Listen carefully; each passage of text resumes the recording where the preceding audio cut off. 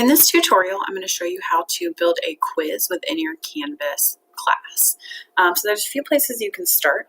You can start over in the quizzes tab, and you would just go ahead and do the plus quiz, or you can build it right into your module. So that's what I'm going to do. So I want it in this chapter 7 module. So I'm going to click the plus sign, and from here I'm going to add a quiz. If you've already made quizzes, so if you did it through the quizzes tab, they'll be listed here. Or you can do a new quiz. So I'm going to title this, let's see, I'm going to title this Practice Quiz 2. You can set it into your assignment group. So this is important if you have weighted your grades. So I'm going to pick the quizzes category, and I'm going to go ahead and add item. And it'll show up right here at the bottom of my module. To edit it, I'm going to go ahead and click the name and go up to edit. So once you go into edit, you're going to start on the details page, and this is going to just kind of provide the instructions for the quiz, and then you have the questions page, which is where you're going to build the questions. So we'll start with details. The text box is just kind of your instruction page. So I'm going to say, take this quiz after you have mastered the practice. Quiz 1. So whatever instructions you want to have there. Beneath that, you have a few options. So quiz type, you can have a practice quiz, graded survey, or ungraded survey. And some of your options will go away based on what you pick. So I'm going to do a graded quiz.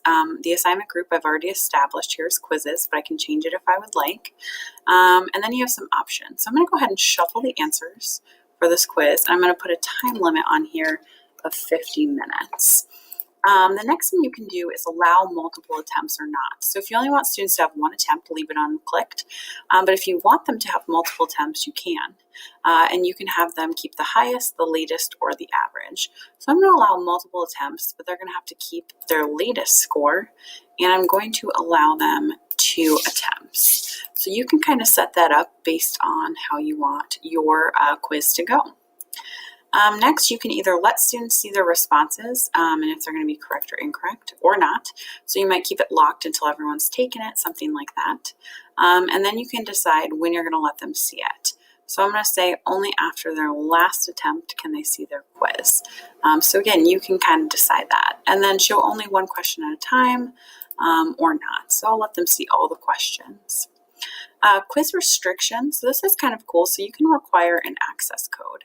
So that way, if you don't want students accessing this quiz, if they're not in your class that day, something like that, you can set your own access code. So my access code is going to be in class today. So only the students in class will be able to access this practice quiz.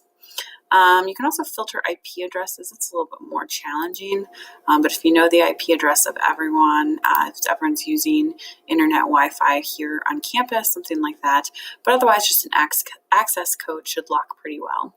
And then again, you have the assign to options where you can do it for everyone, you can do it for specific people, and you can go ahead and set the due date as well as the day it's available. So I'm only going to make it available that day, and that's when it's due as well. And of course, you can add to pick specific individuals. And then I'm going to go ahead and click Save. You don't have to click Save here. I tend to just click Save just to double check. So this, remember, is just kind of the details of the quiz. Now I need to actually add my questions. So when you're ready to add questions, you'll come over here to the Questions tab. And you can either do new questions, a new question group, or you can find questions. So if you haven't already established any questions, you'll have to do a new question. And you can follow the instructions on how to build a new question in the question bank tutorial. But if you already have a question group, question bank, then you can do either of these 2 options. So find question will let you pick a specific question, right? So I can go into the group I want. So maybe I want my Unit 3 one, and I can pick what question I want, and I can add it to my quiz. New question group will let me pick a question bank. So I'm going to pick my practice question banks, and I'm going to say that I want it to pick 3 questions making it 1 point per question, and I'm going to create that group. So you can either pick individual questions, all students will have them the same, or if you pull from that question bank, it'll be random questions. So students might have different questions depending on what's in the bank. So totally up to you. And of course, you can always add that new question if you want to, if you realize you don't have a question that you need. And when you're ready, you can go ahead and save and publish that quiz.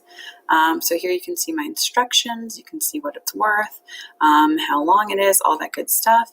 And you can go ahead and preview the quiz if you want, so you know what it will look like for students. So again, the instructions are at the top. Here are my questions, and the student will submit the quiz. So that's how you make a quiz on Schoology. Once you've made that quiz, it'll be housed here in your quizzes folder. And as always, you can add it to your modules by just going into your module, clicking that plus sign, and picking quiz, and then find the quiz that you wrote. So that's how you make a quiz in your Canvas course.